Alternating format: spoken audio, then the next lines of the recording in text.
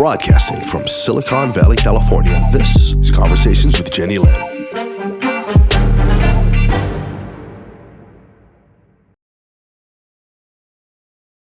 Hello, hello, hello. It is the 8th of January and Tuesday night, and it's pretty late. But Wednesday night, and it's pretty late, but I would be remiss if we did not do a show tonight. Erik and Mel are such troopers that they were willing to come on this late to share the news we have.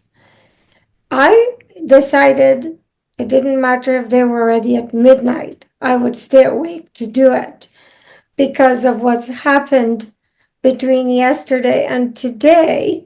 I was afraid if I waited until the weekend that the same emotions that I experienced from them both the last 24 hours would change.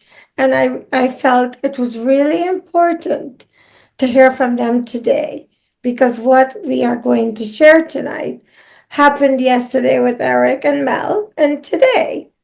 And so I don't know if everyone is watching all of the segments, but I think it was last week. And by the way, guys, I'm under attack. So if I'm not seeming myself, I'm not sick. I'm just under attack. So my voice will come and go, and sorry about that. But I don't know if you remembered last week, I mentioned I was woken up and given the number 8. And I told Mel and Erik, I don't know why, I was woken up and just told 8. And so amongst us, we tried to figure out 8 days, 8 months, 8 what? We had no clue. And I think it was about 4 days later in Mel's daily channel, all she was given were numbers 1, 2, 3, 4. And everyone is like, 1, 2, 3, 4, what? And then the next day, she was given 1, 2, 3. And the following day, 1, 2. And then the day after, 1. The day that she was given number 1 was yesterday. And I don't know if you remember that Erik was commanded by Archangel Michael and given a list to take care of the names on the list.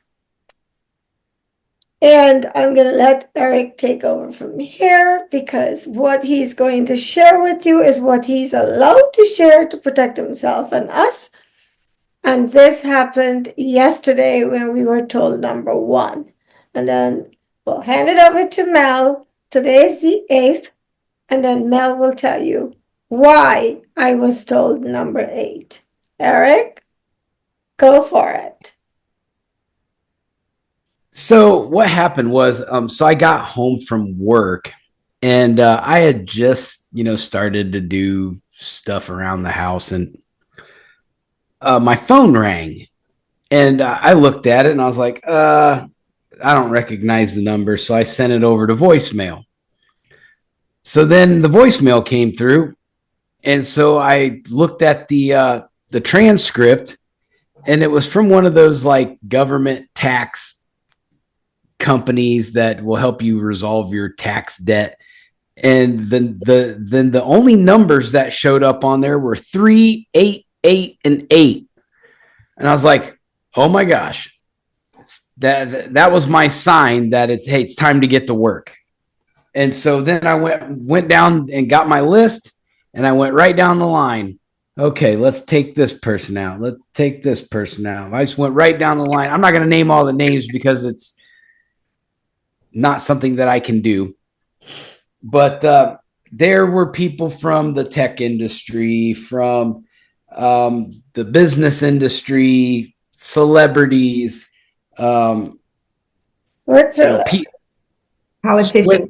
Switzerland politicians, a little bit of everybody, some people from other realms, and some of the worst ones.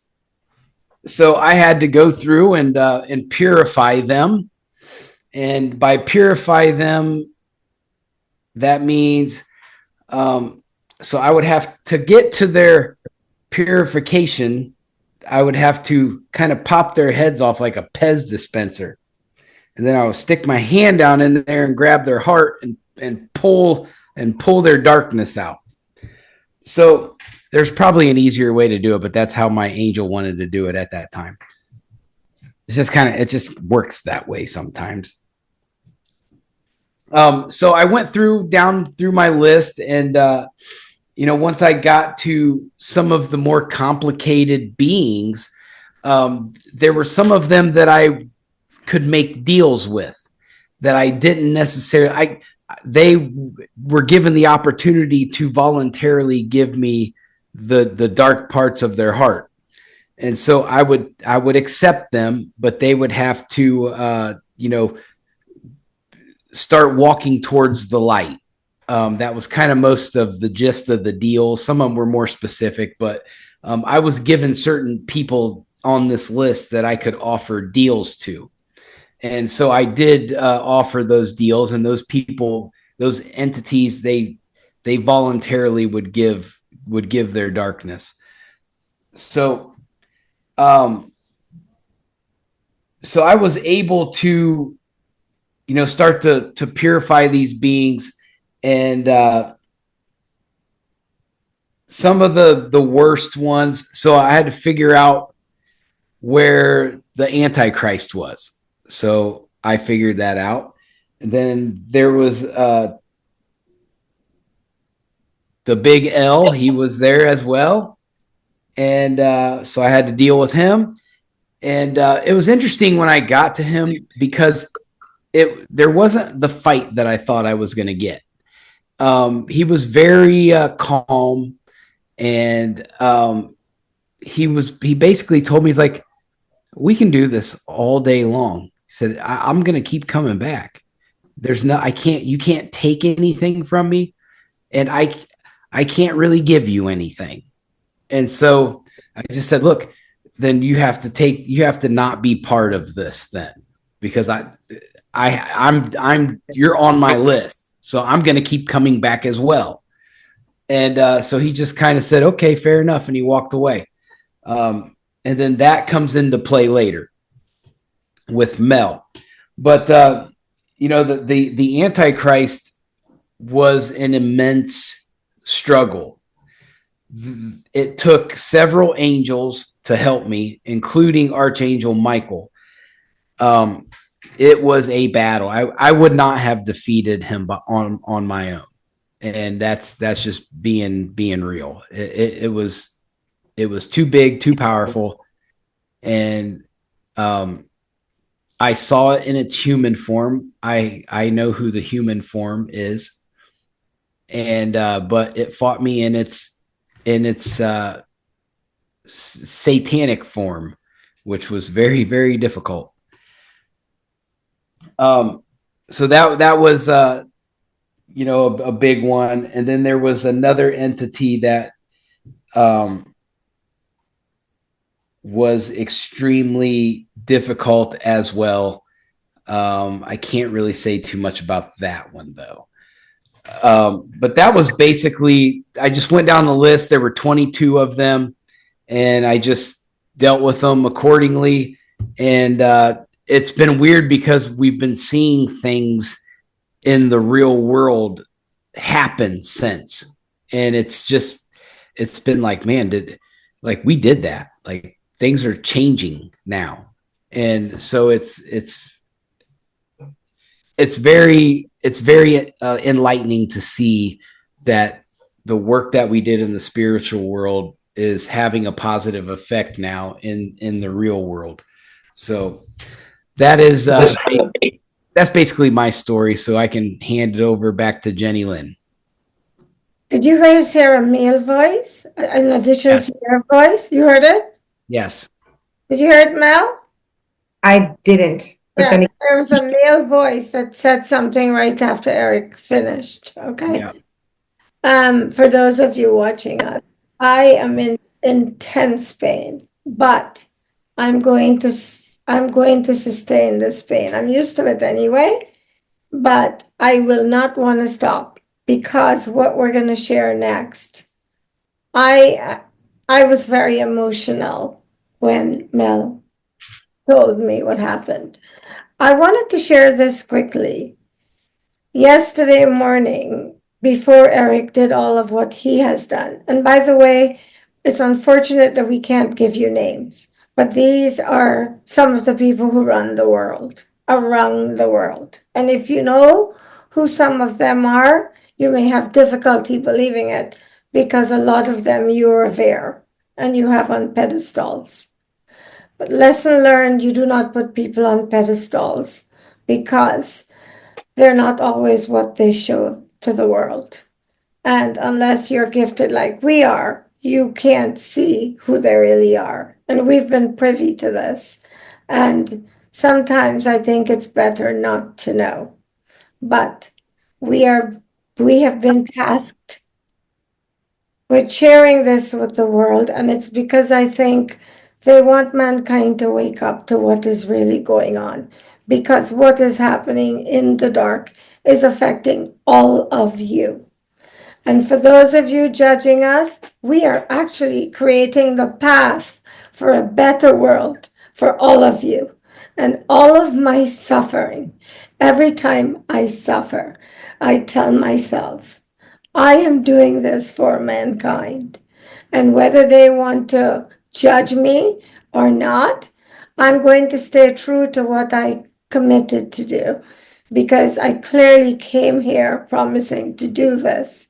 And as long as I'm honoring my Father's will for me, I could give a rat's you know what people think of me. Because one day you'll look back and you will see we've been paving the way for all of you to live in a better, on a better planet. Mel mentioned in the previous show that she was going to go underground to retrieve the contracts that the celebrity known as B, had left down there for Erik's death. And when she went down and she met with the L, and he handed them over to her, something happened inside of me where I started to feel compassion for him. And I know that he has been the cause of a lot of horrible, heinous crimes and things that have happened around the world and on the planet. But it somehow made me realize, even as humans, when we are angry, oftentimes that anger is actually pain, and that is how it manifests if you don't know how to control it. And I realized in that moment that he must have been really hurt. I don't know how, because there's so many versions of how, and that is how he handled the pain by coming down to the earth and doing the things we were told he has done. And so part of me felt like, oh, he's not that bad. And I kept saying to him in my head, please turn yourself, come home to the light. Your Father is waiting for you in heaven. And I know that Mel was doing the same. And then Erik said to me, oh, so you're becoming a Luciferian now. Because I shared with them that I actually felt like I had misjudged him. And even though he's awful, that he has a heart, he has a kindness to him. Otherwise, he wouldn't have handed over the contracts that he was holding for Erik's demise to Mel. And so I will hand it over now to Mel, and she will tell you what happened today. Okay, so, well, first I want to say also that the eights came into my awareness as well. And one very, very strange occurrence happened for me is that I do client readings, personal readings, wherein I connect with clients to do, to connect with their spirit teams. And this one lady, she was the last reading of the day. She had one last question and she asked me, can I ask you, I found these two playing cards. in the weirdest places, one in my closet and one in the basement. And I don't know where they come from. And then she proceeds to tell me that both of these cards are 8s. And of course, that was the exact same day I had the reading, the same day that you had woken up and received the number 8. So that to me, I immediately correlated the two. And I thought, okay, well, this is too much of a coincidence. We don't have coincidences like this. So that was my experience with the number 8. Mel, Yeah. hold that thought 1 second. And show the one thing I should have said at the beginning of the show, I didn't. And I know Erik didn't say it and I didn't say it. Today is the 8th day of the month. Okay, back to you, Mel. Right. So we kind of had a hint that maybe these hints were referring to the January 8th. Okay. With the channel messages that I was putting out from the galactic source that I had. And, those signs that all of us were getting. Now, what I want to, before I begin though, what happened today is I want to briefly explain a little bit about the L, okay? And when we speak of the L, I can now say his name. We're speaking of Lucifer, okay? Lucifer, the fallen angel, okay? The dark one, if you so will. Now, as we've mentioned before, myself and Erik both have, we are connected to the angelic realm. We have angelic forms. We have had an existence or existences with the angelic. So therefore, when we are here, we operate oftentimes in our angelic forms. Actually, most of the time, probably when we do some sort of intricate work or need to do something that's a little bit more difficult. Anyhow, so what I've noticed in the, exchanges with Lucifer. It's not my first run-in with him, okay? Lucifer, over the years, has actually showed up in my life here and there, just observing, and I recognized him. So my soul recognized him. And when you're an angelic being, and he's an angelic being, or was one, then that's where that came from.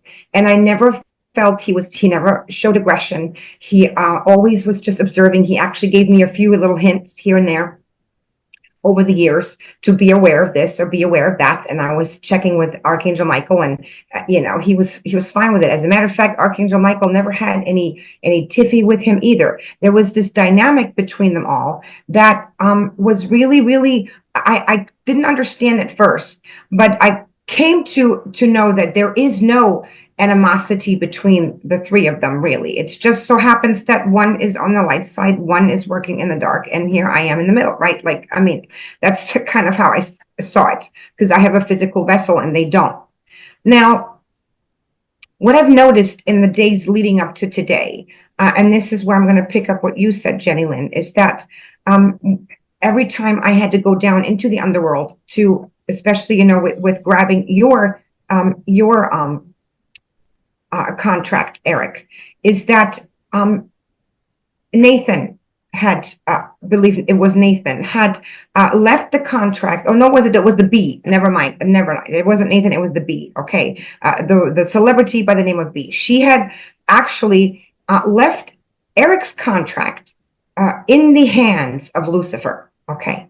So Michael had even told him, Erik, that to allow me to retrieve it. So I, of course, go down there, and I, am in the presence of Lucifer. Now, for those of you who can't imagine, again, this isn't an exchange or a meeting that is aggressive at all. Again, it's like he knew I was coming. He had an eye. He knew, and it was just two souls knowing one another. That's the best way I can describe it. Okay. And I held out my hand and I said to him, give it to me. And he didn't want to give it. And I said to him, it doesn't make a difference. It's almost as I channel these messages. It's almost like I know what to say. I spoke to him on a level that I knew he would understand, and I knew what to say. So he looked at the contract and he smiled at me and he just handed it over. Okay.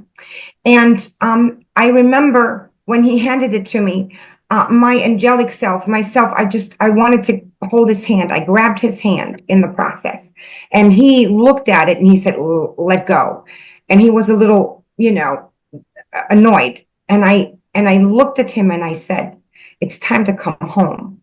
And I kept telling him this before. Every time I met him throughout the years, I always said, and this is now gonna maybe make people think of this a little differently, but I used to call him brother.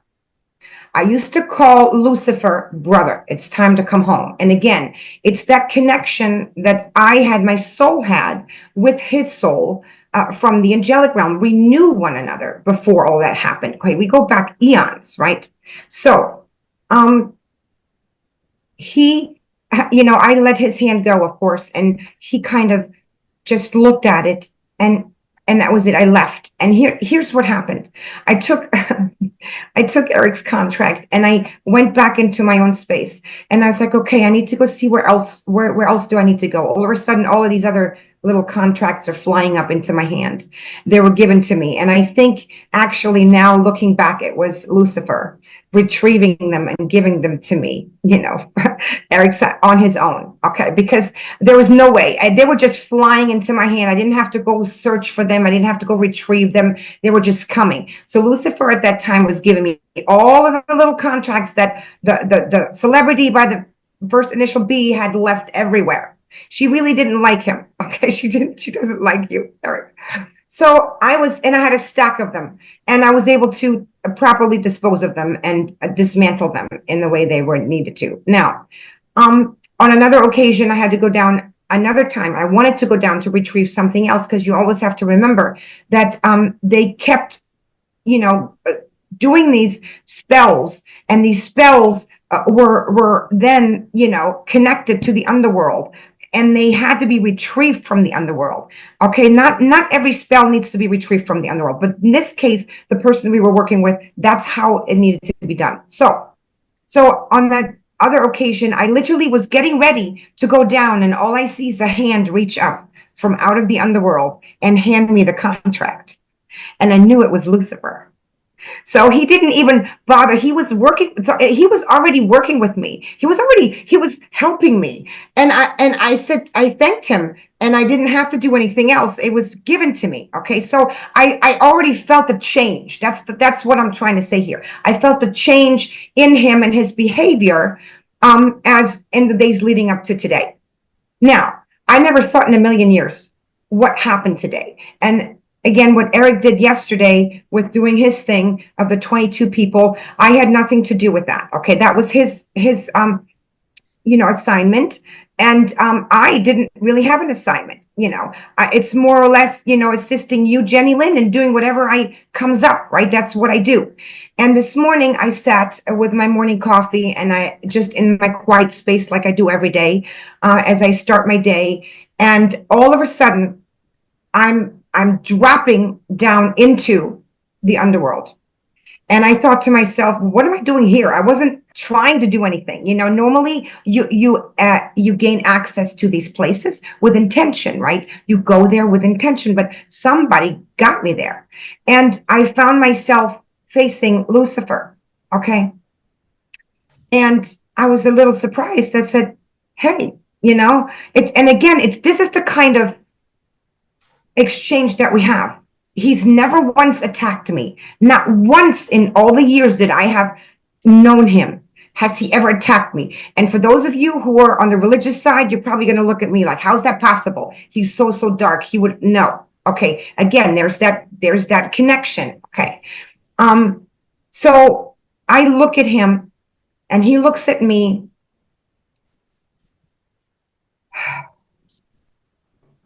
And then he did something I never thought. He dropped to his knees, and first of all, he hands me a sword. And I looked at the sword. I'm like, what am I doing with this? Why are you doing this? He drops to his knees, and he puts his head forward. And I understood but I didn't. I said, no, I'm not doing that. I can't do this. I can't do this. Now, unlike Erik, who's really a warrior, okay, an angelic warrior, I can be a warrior too, but there was something within me that I can't do this. I can't do this. And I told him I can't do this. He wanted me to end it. And why me? I don't know. Okay. I found out later that he told Michael that he wanted me to do it. He chose me to do it. Now, here's the thing. I told him I can't do it. I can't do it. He stood back up and he looks at me. And I remember, this is a very, very tender exchange. And I know your viewers are probably going to think, what on earth is she talking about? I put my hand on his cheek and there was this look that we gave one another and this understanding that I can't even, and I'm getting emotional because that's exactly what happened. And I still was holding the sword he handed me. He then dropped again to his knees and he put his head forward. And I'm like, I can't do this and I can't do this. And then I heard in my head, and it came from the Most High, it didn't come from Michael, deliver him. And I knew this was a command I couldn't ignore. So I took the sword and I took his head. And I was so upset. I was so upset. But here's what happened. I saw, as I stood there, I saw his soul, whatever was the soul that was separating from the version that was in the underworld, his angelic self, okay, separate and show himself and rise up into the heavens and go into the angelic realm. That is what happened this morning. And let's just put it that way, I was a basket case. And again, your viewers are probably thinking, why? He was evil. Yes, he did evil things, absolutely. But again, you don't understand. He and I go way back. There was a soul recognition, and I actually asked Archangel Michael about this. Why? I asked, why did you have me do this? Because I thought that Michael wanted me to do this. Why wasn't Michael doing this? Or Erik, And Michael told me that Lucifer wanted me to do it. Now, I understand why. Because again, he and I have had this, and I never understood the relationship I had with Lucifer back in the angelic realm. But from what I understand, Michael, sort of gave me a hint that we actually really cared for one another. Okay. It was a very, very close relationship before things went sour. Okay. If you so will. So that is where that came from. And of course, I posted, my version on my regular channel on TikTok and on YouTube about this. I didn't tell the world that I was the one who took his head and delivered him, if you so will. But again, I really didn't even want to talk about it. I felt very like that this was a sacred moment between him and I didn't really want to speak about it until Michael said, tell them. And I said, I don't want to tell them. And he said, you need to tell them. And that was this morning before I released my first video, on my channel about what had happened. Not to this extent and detail that I'm telling your viewers here now, but the incident of him now having been delivered. I know for a fact, I stood there, Jennylyn, I stood there and it took me hours to, and I'm still getting emotional about this, because my soul has incarnated many, many times. And I've always, on some level, tried to get him to go home. Okay. All of those times. And for the first time now, he actually did. And I want to tell your viewers here, and I said this on my other channel too, this isn't, Michael and the angelic realm and the Most High don't or never looked at Lucifer as he needed to be bested or he needed to be taken out. Okay, that's not how they looked at him. They always looked at Lucifer in a way of you need to come home. Okay, you need to you can be redeemed. You can be delivered. That's how they looked at him. So, which puts a completely different perspective on the whole idea of Lucifer and that whole narrative that the church and the Bible, speaks of him. Okay, that is not how the angelic realm or the Most High ever looked at Lucifer, even though they knew what he was doing. All right. So now, between what Erik did yesterday and between what happened this morning, there's been a big upset in the dark world. Okay. And one of the things that I know, or that we know is happening, is that those of the players who have been drawing on Lucifer's dark power, right, in the underworld, are now left with nothing. They can't, because his essence is no longer there. Now, what they do is they draw on the other, demonic entities that are still there. But from what I'm told, and I channeled this earlier today in my own, TikTok channel, is that their powers are waning as well, because they were somehow tied to Lucifer. So they may still be doing what they're doing in some form, but their powers are no longer as strong, and they will continue to wane as time goes by. And to say the least, is that Lucifer was like the pillar in their world. And I know this because on one occasion, actually, Lucifer showed up when I was confronting one of the major players down there, a demonic entity, a very powerful one that starts with the letter M. I won't mention his name on here. So this particular entity was holding something that I needed. And Lucifer, this was again a few days, this is all leading up. Lucifer showed up and told him in not so certain terms to hand it over. And this entity, without question, did so. So I know that Lucifer held the top job down there. What he said meant, went. Okay. So now him being gone and him being back where he should have been a long time ago. How this plays out in our own physical world and in the dark world, I don't know quite yet. But it certainly is a day for all of us to remember, because this has never happened before.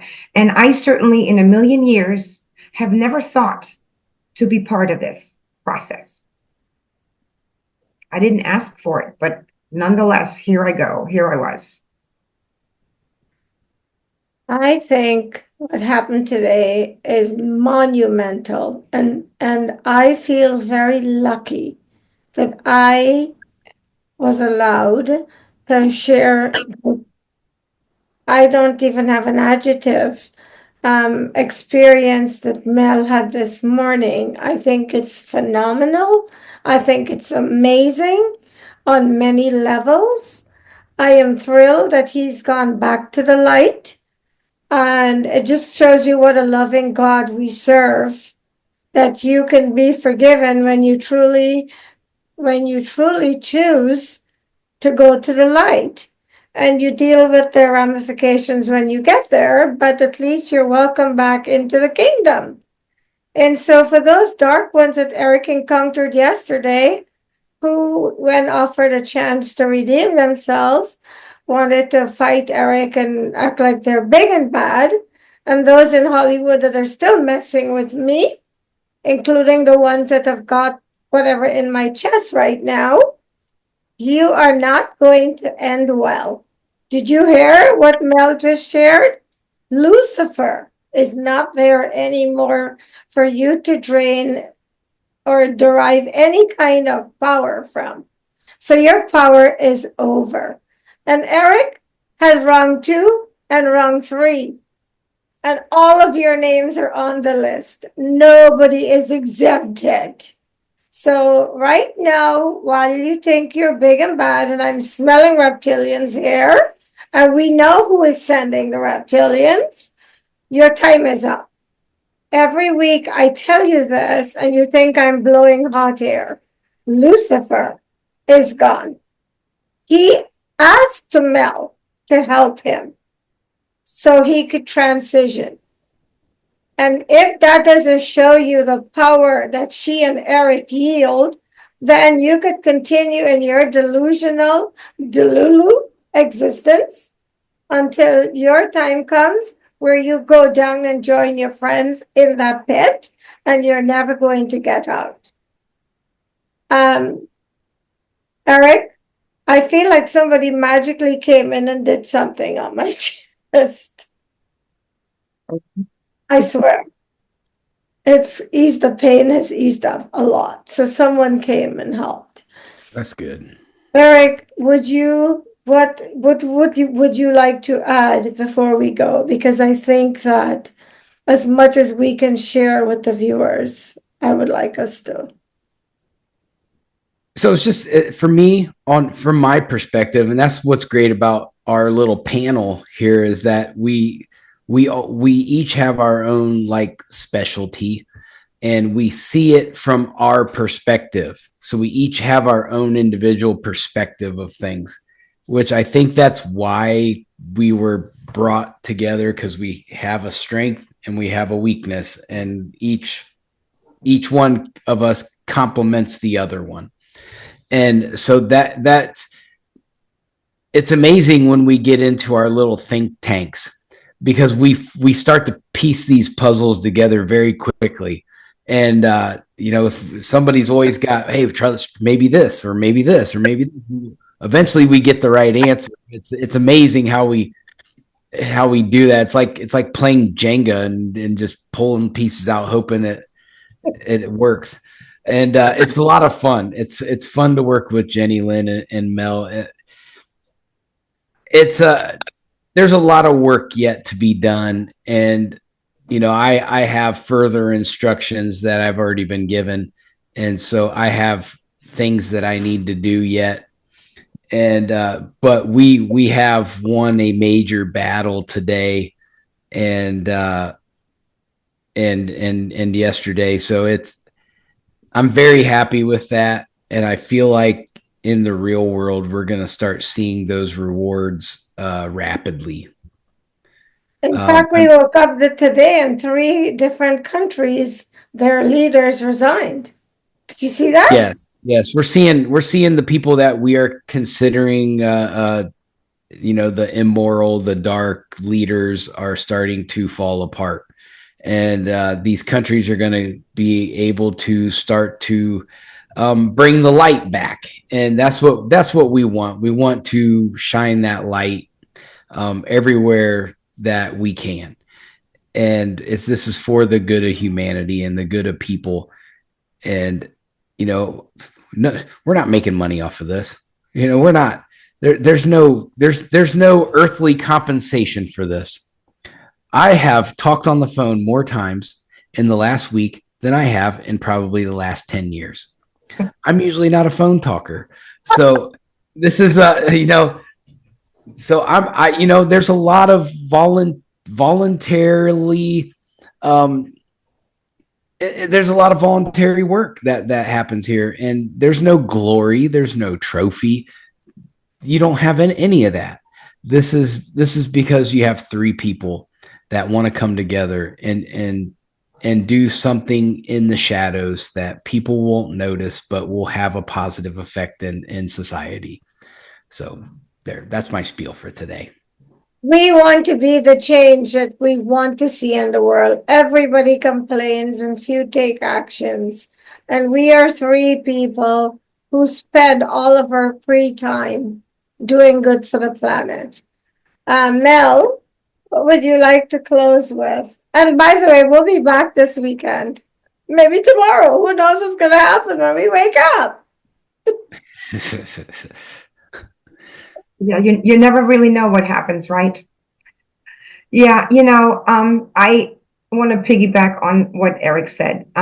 He's absolutely right. A lot of the work that so many of us light warriors do, that's what we call ourselves really, was never noticed by anyone else, and we're not looking for that. Okay, it's done in the shadows, and it's done so as to, at least the work that we're doing here, is to weaken the darkness enough. We can never fully extinguish it, because there's so much darkness that's within people themselves too. But we can do our part so as to allow for the light to have more access and to, illuminate more. So that's basically our mission here, and to assist those who cannot assist themselves. And for so many people, this energetic world doesn't exist. They don't know what that is. But the energetic world, the world that Erik and I and Jennylyn also are really, really are in all the time, daily, is something that most people who are in power are familiar with. Okay, they're not in your everyday life. I mean, they are, but they do very much a lot of their stuff behind the scenes, in the shadows, in the ethereal, and we are there to kind of keep an eye on that. That's kind of what it feels like right now. We're keeping an eye on things to make sure that certain things don't happen, or that those who potentially would want to disrupt the light flow that's coming in, and the rising consciousness, that those people are not gaining any more strength. That's pretty much So in a nutshell, based on what Erik and Mel and I are trying to tell you, is to expect a better world. It's not going to be a perfect world, because there's no such thing. We have to have a balance of the dark and the light. We get an interference. But part of what our souls have clearly signed up for is to bring some semblance of balance onto the planet. Because if you were paying attention, you will realize that the dark was running the world, and we were like slaves. We were enslaved to the system. We were being governed and ruled by lies. Almost everything we've been taught from the time we were born, our parents were taught the same. They were all lies. And as the lies are unfolding, people are going to have to remove the blinders. And I know there are those who are going to keep them on, because it's easier to believe the deception that has governed and ruled your entire existence. But that is your choice. We are not here to change any of that. We were clearly selected to bring the light back onto the planet, because it was becoming too dark. And so we feel very lucky. I feel lucky. I suffer. Mel and Erik can tell you how much I suffer. I said to Mel one day, it's better if they would have done Jesus to me and beat the crap out of me and nailed me to a cross and be done with it. But every day, I am tortured. And you guys are probably looking at me going, how could anybody torture you if they're not physically touching you? Mel and Erik remove it from my body, and they can tell you what comes out of it. But I'm not saying this to complain. I'm saying this to show you how committed I am to the process, to bringing about change on the planet. And we are so grateful that you're still following us. Please don't stop, because you will all benefit from what we're bringing. And we will be back this weekend. See you soon.